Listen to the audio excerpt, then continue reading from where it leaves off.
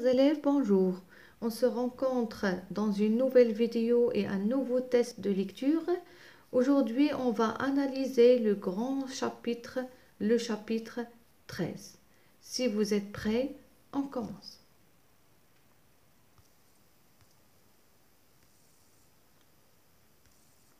Quel est l'événement relaté dans ce chapitre? Il relate l'événement du ferment des forçats. Comment l'événement est-il présenté? Le ferment des forçats est présenté comme une cérémonie, un spectacle. Relevez le champ lexical du bruit et le champ lexical de la fête. Le champ lexical du bruit. Vous avez bruit, on entend ouvrir et fermer, grincer, trembler, des pas précipités, des voix s'appeler et se répandre, tumulte. Le champ lexical de la fête, plus gai, rire, chanter, courir, danser, fête, vous amusera, un spectacle, cri de joie. Ces champs lexicaux créent une ambiance inhabituelle dans la prison. Ces bruits annoncent un événement, quoique triste, se donne à lire comme un événement heureux. Ce jour-là, dans le chapitre 13, c'est le jour du ferment des forçats. Donc, il y a quelque chose qui va arriver dans la prison. Il y a plus de bruit et plus de joie d'après les prisonniers. Divisez ce chapitre en 4 grandes parties et donnez un titre à chacune d'entre elles. Partie 1. Description du cadre où va se dérouler l'action. C'est le départ des forçats. 2. Ça commence de « J'ai vu ces jours passés » jusqu'à « Destiné à porter une lanterne ».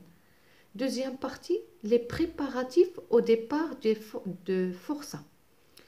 Ça commence de « Midi sonna » jusqu'à « C'était les forçats ». Troisième partie, l'entrée et le ferment des forçats. C'est le spectacle. Il commence de « À leur entrée » jusqu'à « Et leur rire me faisait pleurer ». Quatrième partie, c'est le coup de théâtre.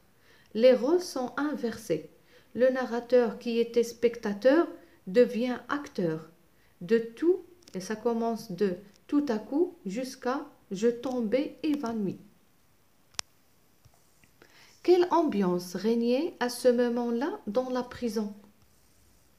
Le ferment des forçats crée une ambiance de fête et de cérémonie qui brise la monotonie terne de la prison. Comment le narrateur a-t-il pu suivre le spectacle? Le narrateur a pu suivre la cérémonie ou bien la fête à partir de la fenêtre d'une cellule vide où il a été emmené avec beaucoup de précautions.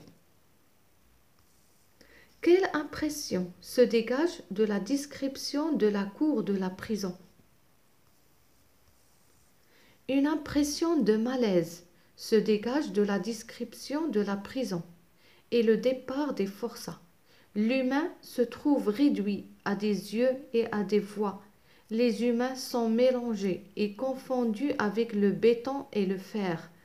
Les humains sont réduits à des figures anonymes, à des visages pâles et honteux, à des corps sales, à des tenues bleues. Aucune qualité morale n'est évoquée. C'est une autre mort avant la mort naturelle.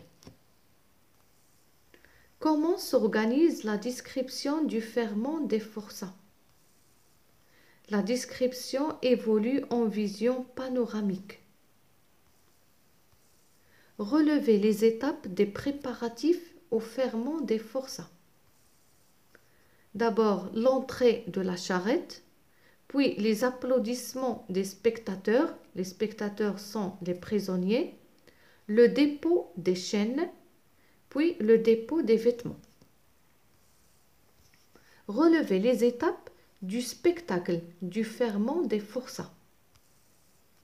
D'abord l'entrée des acteurs, qui sont les forçats, puis les applaudissements des spectateurs, qui sont les prisonniers, puis le spectacle du ferment des forçats, les mouvements, les chants, la danse, puis la fin du spectacle du ferment des forçats. À quel moment le narrateur-spectateur devient acteur? Après le ferment des forçats, les prisonniers se sont retournés voir le narrateur qui devient à son tour acteur et la joie s'éclate dans la prison. J'espère que ce test de lecture était clair. Merci pour votre attention et on se rencontre dans une nouvelle vidéo et un nouveau test de lecture. À bientôt.